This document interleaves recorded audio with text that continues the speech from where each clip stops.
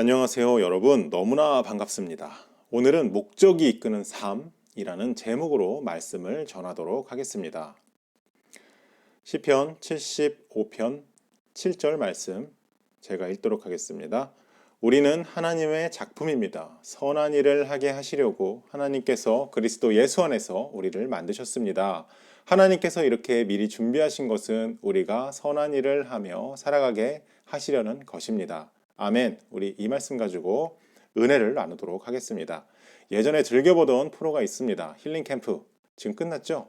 여러 출연자들이 있었지만 지금도 기억에 남는 장면은 바로 법률 스님이 나오셨을 때입니다.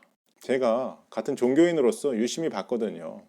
그때 MC 킹 경규가 법률 스님에게 이런 질문을 합니다.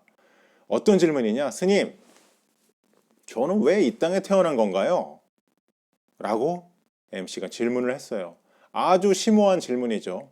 태어난 이유와 목적을 알고 싶은 겁니다. 즉, 왜를 묻고 있는 거예요. 이 사람 연륜도 있고 나이도 있고 방송 경력도 있고 깊은 사람이에요. 그래서 심오한 질문을 던진 겁니다. 그러자 법률 스님이 대답했습니다. 과연 뭐라고 그랬을까요? 질문이 잘못됐대요. 질문이 잘못됐습니다. 그렇게 물어보시면 안 돼요. 태어난 것은 내가 원해서 태어난 것이 아니고 주어진 것입니다. 이유가 없습니다. 태어난 것에 대해 무슨 이유가 있겠습니까? 왜 태어났냐가 아니라 어떻게 살 것인가 물어봐야 합니다. 라고 스님께서 대답을 하셨습니다. 그때 주위 사람들이 와, 역시 법률 스님 탄성을 지르며 감동하는 모습을 TV를 통해서 봤습니다. 여러분들은 어떠세요?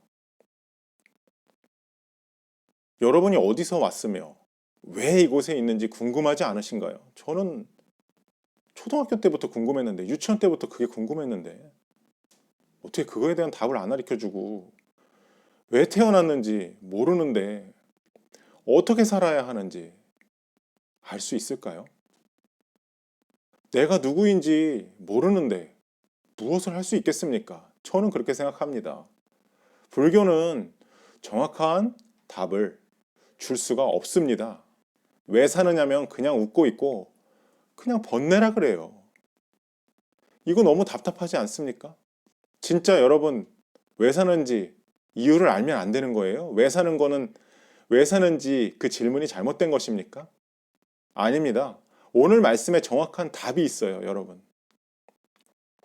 오늘 말씀 같이 보시면 우리는 하나님의 작품입니다. 여러분, 물품이 아니에요. 여러분, 공장에서 찍어내는 물품이 아니라 하나님의 작품이에요. 왜? 선한 일을 하게 하시려고 하나님께서 그리스도 예수 안에서 우리를 만드셨습니다. 하나님께서 이렇게 미리 준비하신 것은 우리가 선한 일을 하며 살아가게 하시려는 것입니다. 아멘. 선한 일이 뭐예요?